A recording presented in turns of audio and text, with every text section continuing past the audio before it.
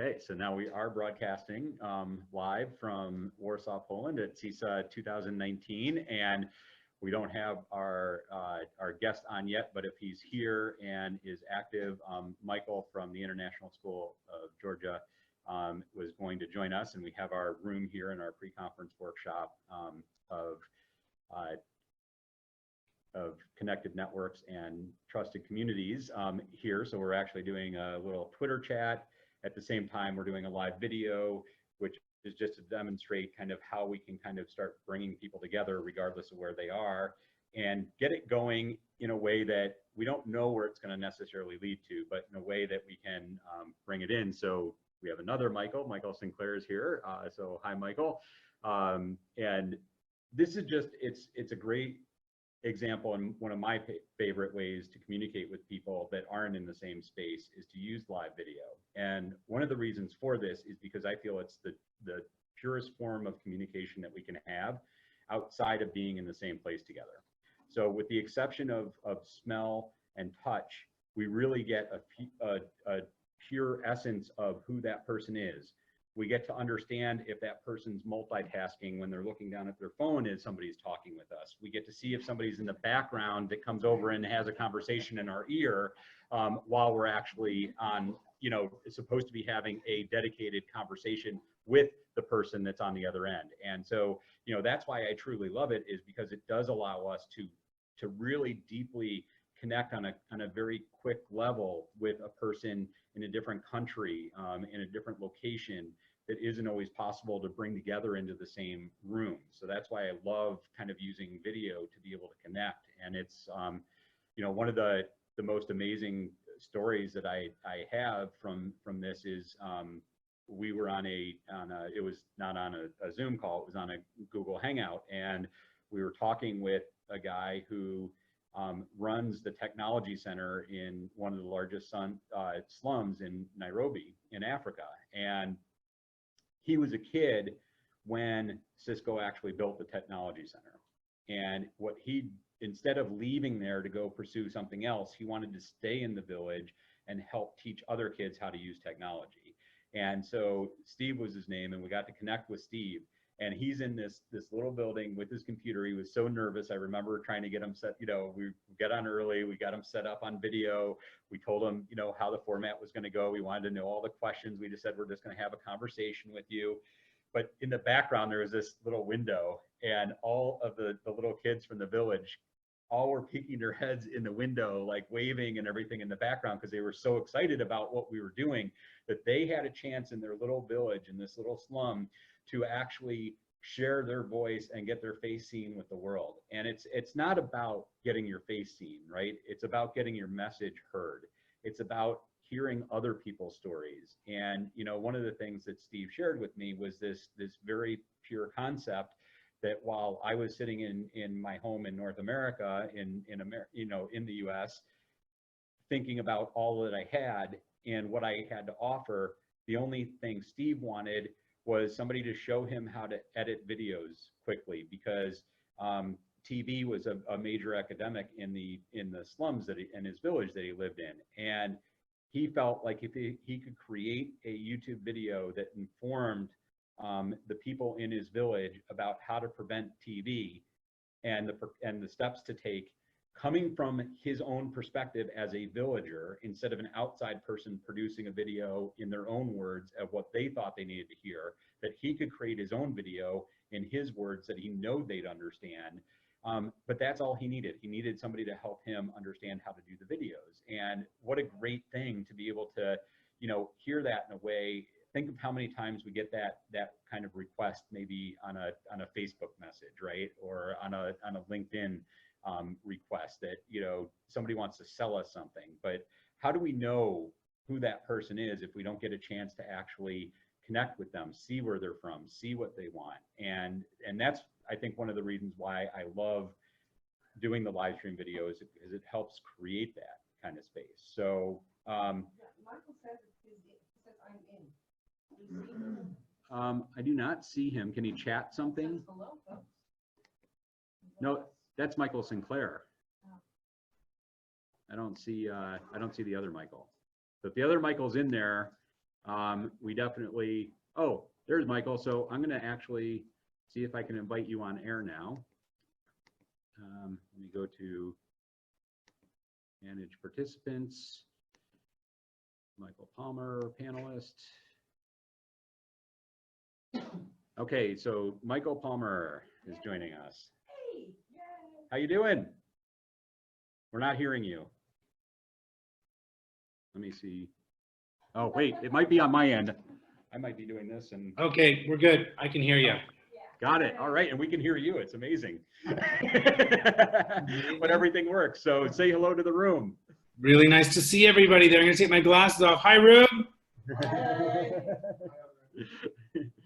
So I was just kind of killing some, me talking to the world. I was listening, Tim. I was listening. So tell us a little bit about, who you are, Michael, and what brought you here, and, what you're hoping that we might be able to do in the next, half hour or so. What brought me here was my connection to CEESA and Vladka. I'm out of the CEESA region at the moment. I'm in a school that's not a CEESA member, I should say, and I'm in Tbilisi, Georgia. And so that's how I got connected. So Vladka was gracious enough to let me know that this was something that was happening, and I'm really interested in making international connections. And I know that one of the ways to do that effectively, to reach across borders, is through the internet, through audio and video and other ways. But let me tell you a little bit more about my context. Is that I work in an international school. It has international programs, but it is one of the lowest tech funded schools I've ever been in, and that has a real impact on the students and the staff. And the students are connected; they're wired all over, but not in school, and the teachers are not connected. Across outside of the school, they don't get opportunities to attend conferences like the CEESA conference because we're not a member, and language can often be a barrier for our local staff who may not be able to access, say, conferences or even webinars or online learning in languages other than English. So there are some barriers, there are some hindrances sort of in our way of expanding our borders, like taking down the walls that separate us from the outside world. But folks are really interested. Today's not a really good example of them being interested, Tim, because it's just me. I had to fight against it's salary day. It's salary day today, so folks got paid. They were very eager to get out and get their salaries. I just learned. Well, I'm glad you explained what salary day was, because I was going to ask you. It's one of the things as being a non-educator that I've shared with everybody is a lot of the people got paid today, so they're quite happy and ready to move quickly. But these are some of the challenges, and they're palpable challenges that when we're planning for learning, and I'm often thinking about these international connections. We hit a wall. We just hit this wall because our default is, well, we don't have internet, or we don't have enough computers, or bandwidth, or connections, language barriers, etc. So that's where I'm coming from. Anybody else face the same thing that he's explaining? No? Yeah. We're somewhat with low tech budget too. Our school. Yeah. So we're and can you hear all that? I couldn't hear that comment. No. So there wasn't a lot that that had that same issue that are here in the room. Although there was somebody that did have low tech budget, so that was a thing with them. And I heard an interesting story too about how just one school system was using live video, but the bandwidth and this was in a U.S. school, was so low that when the students started playing the videos, they couldn't actually complete them because it started cracking up and the connection wasn't good enough. And so, I do think it's important to understand, what tools we're using, how we're gonna use those in a way that allows everybody to have that seamless kind of connection with other people outside of the classroom. Because if we start trying to just apply what we know and what we use and what we're comfortable with others, it doesn't always work. And I think it's about reaching out and understanding how people are working and what tools they're using and what the technology barriers are. You know, I think that one thing that's interesting for me is, as I talk with a lot of people from around the world, is, you know, WhatsApp is good for them because it's basically kind of a text messaging app, you know, that they can talk in their language. If they don't write good English, they can speak in or type in Spanish or type in a different language, and then I can just copy and paste it and put it into Google Translate and understand what they're saying. And they do the opposite when they're texting me. They just text it in Spanish, and then I can copy and paste it and put it into mine. And the nice thing I like about that is then it allows us to create groups in there, because it doesn't have to be a one-to-one connection. It can be I think you can put in WhatsApp up to I think 250 people in a group. So it's pretty, you know, it's a pretty good avenue, I think, to start reaching out and bringing other people into that if it's a pretty simple technology that people can use. I'm assuming, and it's bad for me to assume, that most of them do have phones and do have the capability of doing something like that. Yeah, and that hadn't occurred to me until you just mentioned it now. The phone is maybe a more effective or efficient tool for immediate use, you know, than, you know, an audio lab or a video lab where we can all sit in a theater kind of situation. Kind of like where you folks are now. You're all looking at me, I'm looking at you, and you're, you know, like a theater. Yeah, and I mean, I think the difference of this is we are, you know, I mean, in all essence, we are broadcasting out to the world. So, you know, so even though it feels like a pretty intimate conversation, that we are opening this up so that anybody that's interested in it could be watching it. I'm not saying that the world is watching. I'm just saying it's the possibility that exists that we are opening that up. And I think, to me, that's like the beautiful part of, you know, when we do things like this, we don't know who's going to see that, you know, and we don't know where, you know, that's one of the things I think that's been a big question here is, how do I find the other people that I want to connect with?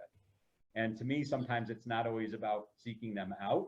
It's about putting yourself out there and letting them find you. Because how are they going to find you if you're not putting yourself out there, what you're passionate about, what you want to be connecting on, what your interest is that you want to connect with other people on. And so I think for me, that's like been a big lesson that I've learned in building communities. I mean, obviously part of it is me actively searching, but the other part is me actively sharing so that other people that I'm not looking in those places can still have the ability to find me and connect with me. That's great. What about other folks in the room? What's happening in their worlds? So here, we can take the camera around and you guys can share. Oh, come on, we can do it. No? Yeah, sure. Let's go. You got to kind of come up here because I'm Okay. pretty limited with but you can take that. Hi, Michael. My name is Andrei. I'm from Bucharest. Look it on the screen where you're capturing. Oops. Can you see me? I can. There we go. All right. Hi. How are you doing? I've been to Tbilisi. Amazing city. Great food. Bucharest, we have another problem. Too many opportunities for students to use technology and different tools, laptops, iPads, and it's at some point going like out of control. That's why our administration decided to change policies about the use of technological tools outside of classroom and what do we use, how do we use them during our classes. For example, I teach PE.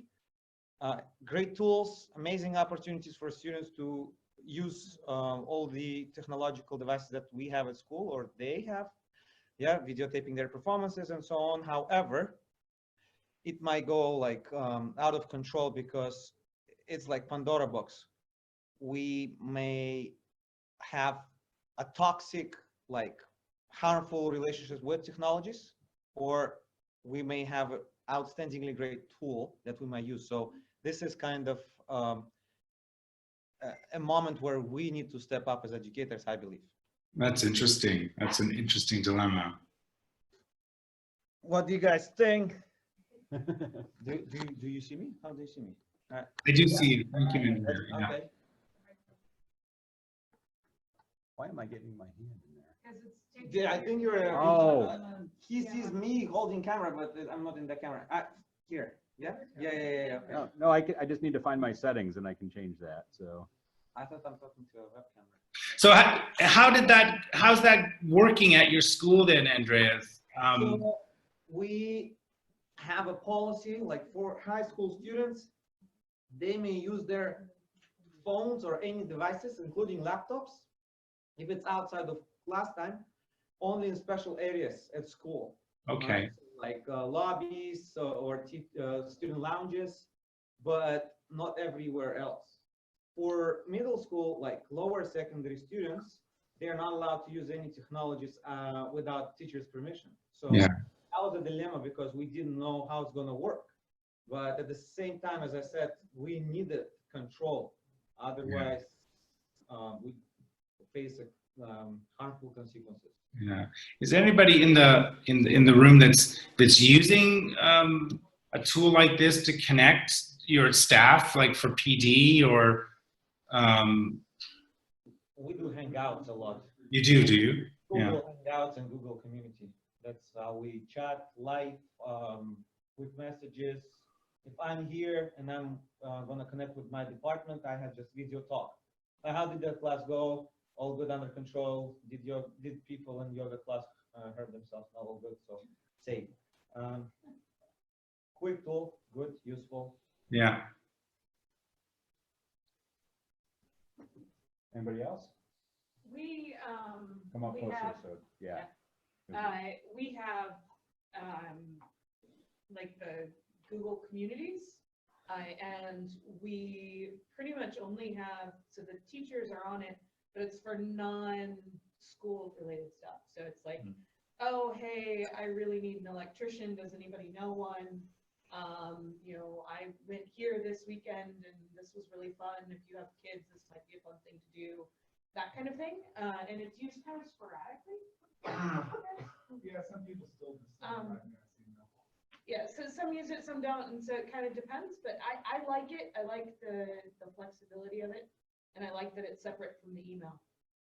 Yeah, I love that. I mean, it's still community, isn't it? It's just not connected to your schoolwork.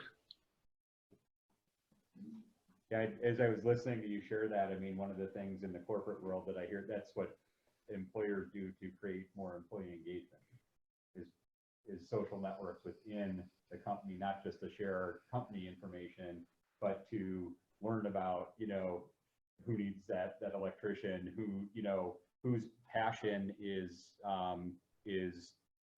you know, home brewing or, you know, wine tasting. So, you know, you can start connecting with those people outside of work and bring those relationships into the workplace to start creating some new opportunities, some new collaboration. And it's kind of interesting as I hear that, because a lot of workplaces are actually trying to create that atmosphere. It was really helpful when we were moving in. So like before I arrived, and that community and having that place to go to get the information on the school and on the localities was really helpful. And I know that, and I know that you all know this too, that Twitter is one way to do that, to connect to community. It could be a social community, it could be a professional community. It's the way that I've used it is professionally. You know, I'm connected to people who I don't know, but I know of them now, and I follow them and, you know, hear what they have to say, what they're reading and what they're commenting on. And I find Twitter to be really powerful as a learning tool. And, you know, I liken Facebook to being like a mile wide and an inch deep, and Twitter to be the opposite, to have a lot more depth to it for opportunities for learning. I think one of the other things that Twitter offers, and I mentioned it to a few people in here, is that you know, Twitter to me is the only true open platform that we have still today. You know, Facebook is closed because you have to be connected with somebody. I mean, yes, you can have public posts, but there's a lot of different privacy levels. You know, Twitter does have private accounts, but for the most part, you know, 99% of the people on there, it's all public. The people on there are the actual people. I mean, I know we can get into, you know, that there are bots and there are, you know, fake accounts and everything, but it really is one of the purest platforms we have for truly connecting in an open environment and being able to find anybody that we want, and being able to connect with anybody that we want. We, Michael, just to let you know, my last school, which I'm trying to bring into this school here, because I'm new this year, we did a lot of connected learning, teacher network learning through Twitter internally. So shared resources, articles, articles, things of that nature. We also used it. We had displays, digital displays, where we used a certain hashtag. I can't remember what it was now, but we were able to display live learning, you know, and have to celebrate student success, teacher success, school success. That's brilliant. Displayed around the schools, and the parents, interesting enough, who don't necessarily have an interest in Twitter, they just love going sometimes because they kind of look at the screen what's going on. Yeah. And something they, you know, they mention it as the pound sign, but you know, they didn't need to know that, right? They just need to know, like, that's cool. My kid is on being celebrated at school by a teacher and it's being posted on a digital signage. Yeah. So those things are, I find, in a great conversation. Actually, I find that even though it's digital, it brings in that a conversation piece that you actually have live with somebody else, rather than just having to, you know, retweet it or whatever. Or listening to the recording of the webinar, for example. Yeah. Yeah, exactly. So then you're at the lunchroom and you have a great conversation. Oh, are you doing that in science? I love, you know, using nitrous oxide or whatever it is that you're using, liquid nitrogen or something like that. And whatever, you know, some chemical. Now you're like, I have no idea. How does that work? And you're learning more, you know. So those things I find really cool, and it's worth the investment. I'm trying to bring that in our school here because it really does bring a lot more things to life. Well, can you say more about that then, about investment part? What do you mean by that? Well, it's digital signage investment, right? Because I had, there are open source ones out there, but they have some sort of obstacle that doesn't allow you to work. So I always had to pay for a decent digital signage broadcasting software so we can get it out there. And I would have a CNN news feed, and I would have slideshows going, videos going, and of course on the right-hand side, that's where I have the Twitter. Okay. And so those are the things that started the conversation.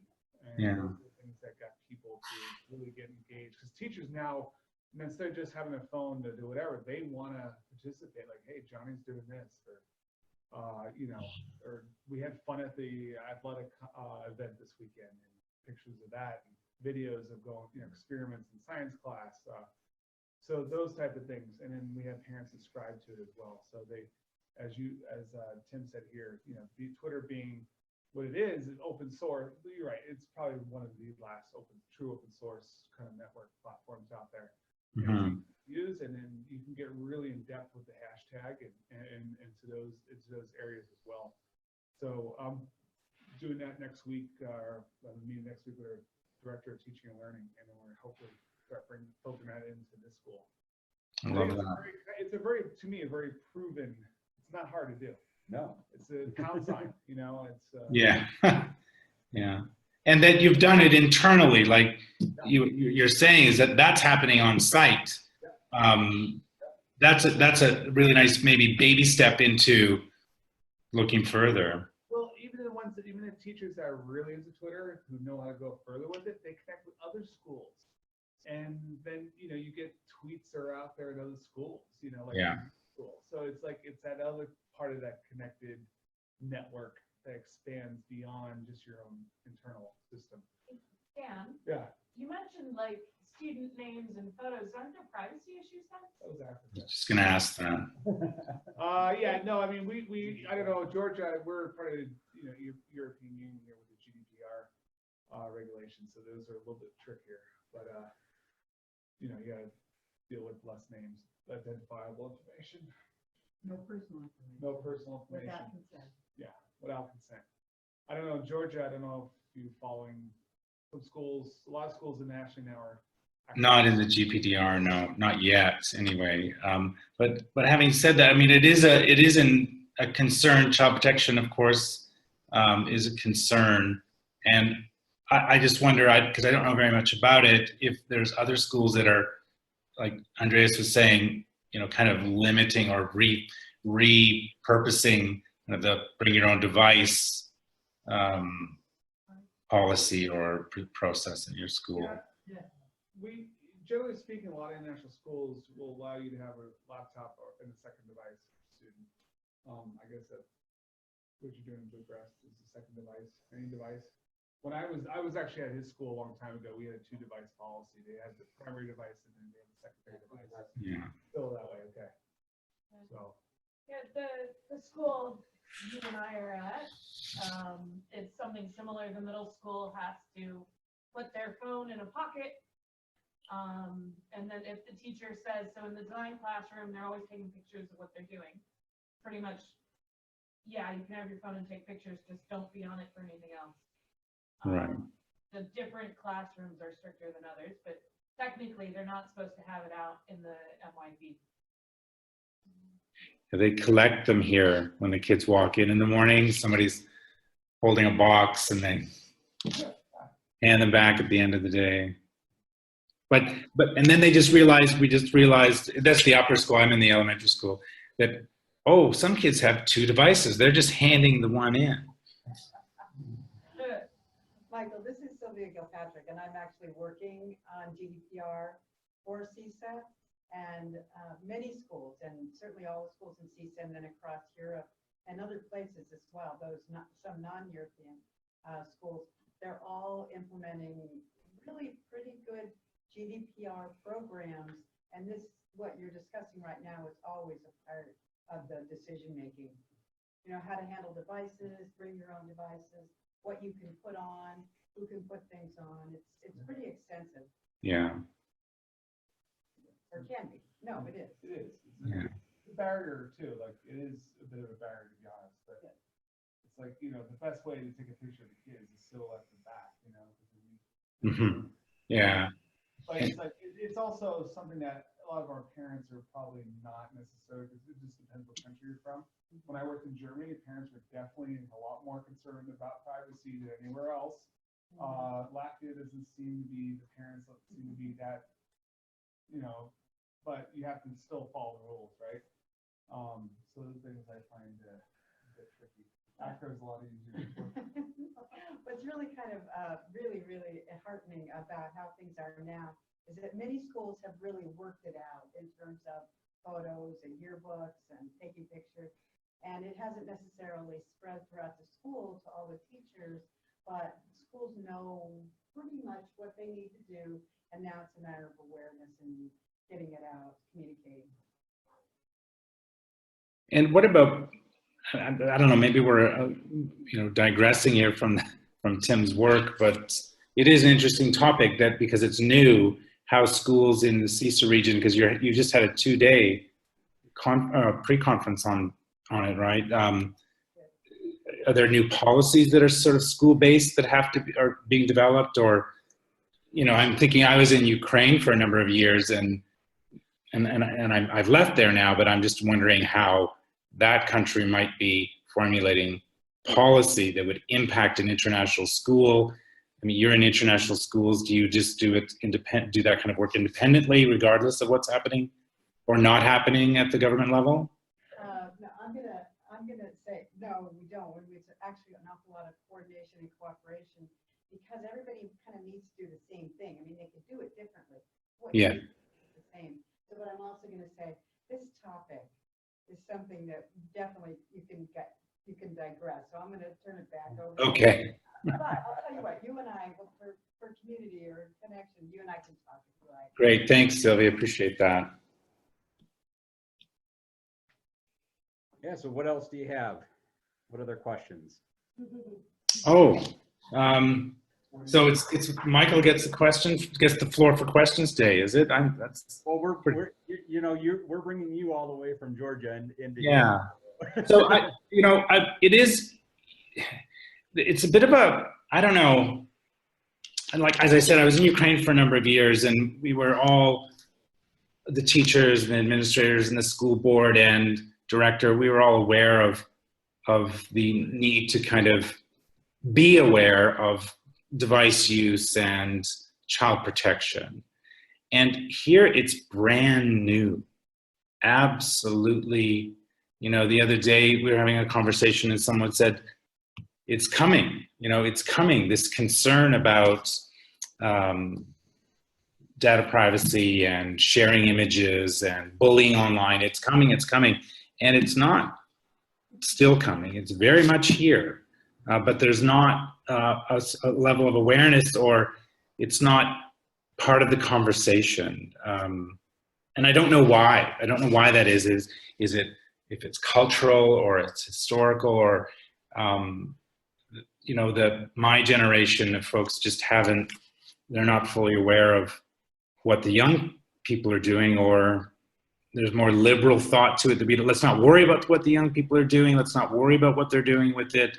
But at the same time, we're worried. I don't know. It's a funny situation in my view, that I came from a place where this was a topic of conversation for 5 years or more, up to from 2011 to 2017. The conversation just changed. It got deeper and more widespread over the years, and here it's been a massive step backwards. Any thoughts on that from anybody? Yeah, I don't know why either. I'm kind of curious, because you're not that far away. And so, for example, in Baku, Azerbaijan, they have a program. In Tashkent, Uzbekistan, they have a program. In I'm going to Kiev this spring, and I know they've already got something. Do you know Lana? Is that a real? The name is what? Never mind. It's one of your people that was either a finance person that was in Kiev. I know she's done a lot with it. So it's kind of curious why Sofia, Bulgaria, aren't those places all kind of close to you? Somebody said they're from Bucharest, and it sounds like that's data use and protection and child protection. Those, you're doing something. It's just I don't have an answer to the question. It's a question for me because I feel like this is a place where, when it's there's liberal use of devices by young people and adults, talking on the phone in the car and being at the restaurant, and the awareness seems to be more about, like, there's almost like this, there's a right to have my own device and I'm going to do whatever I want with it. In the school, we do have, some procedures and processes. There's something in the parent handbook about parents aren't allowed to come in and take pictures of kids. Parents aren't. But it doesn't say anything about me taking pictures of the 3rd grade working on some fantastic thing and uploading them to Twitter. It doesn't say anything about that.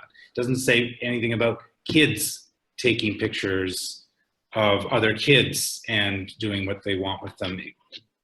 They're supposed to hand in their device, but as I've mentioned, some of them have more than one. And so these things, and yeah, it just seems to be more about, people are afraid to touch it because they're not quite sure what to do with it. Well, we'll talk. Okay. Okay. We'll schedule that. Yeah, it's very interesting. And yeah, we'll talk. Thank you. Yeah, and I'll share it after we get off, but I know, and I'll talk about it a little bit later in one of my other smaller workshops during the conference, is this whole concept of new power and how old power compares to new power. But one of the authors, Henry Timms, posted his Hippocratic oath for, I think, digital transparency. And I think just if there's nothing, it's a very good thing to look at. We were talking earlier about, kind of the ethics behind you know, what we do and what we share and how we share it. And I think how that applies to everybody, more than just judgmental, good or bad, what becomes more ethical or healthy, that we can all agree on as a step to be able to take towards that. So. Yeah, I'm with you on that for sure. What does anybody else have a story they want to share about from their own school around this topic? I'm curious to hear how other schools are working with networking with their staff or with their students. You would be amazed here. I'm looking across the room because we're obviously on different sides, and everybody on the other side of the room is on their phone, tablet, or computer typing something. On the Twitter chat. So does anybody have a story that they want to share? We're in the same school, so. You don't want to get up We don't again? do So anything. the three of us do our. I don't have a Twitter account. I don't have a LinkedIn account. I don't have any of that stuff. I thought this was about community, like people community. So like I don't really, I know that we're trying to build one, but so I'm sort of out of this. Okay. Sorry. No problem. No. I guess not. Okay. I'm sure some people do that you can connect with afterwards. So. All right. Yeah. I don't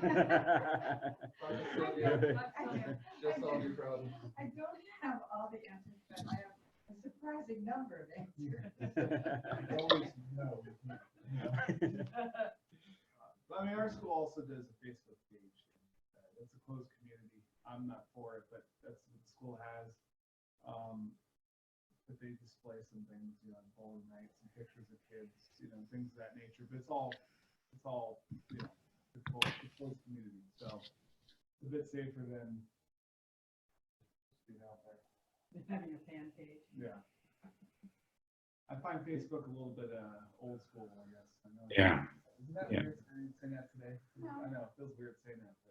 But. And just to give you some back, like just to say again about where I came into, everything here is on Facebook. If you want to go to a restaurant, you won't find a website. They're on Facebook. Facebook has just got a new audience in this country.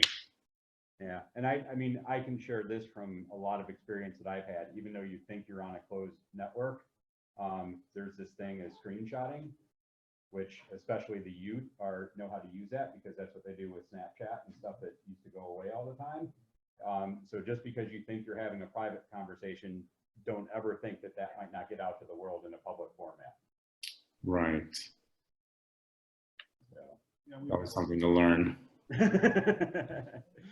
So, well, I think, you know, one of the things that I've also learned, and we'll kind of close with this, and because we got to get on to the next thing, but it's, you know, to me, really the best way to protect and, you know, instead of having like, and I come not from the education, but from the corporate standpoint, you know, protect the PR crisis basically is what we called it, right?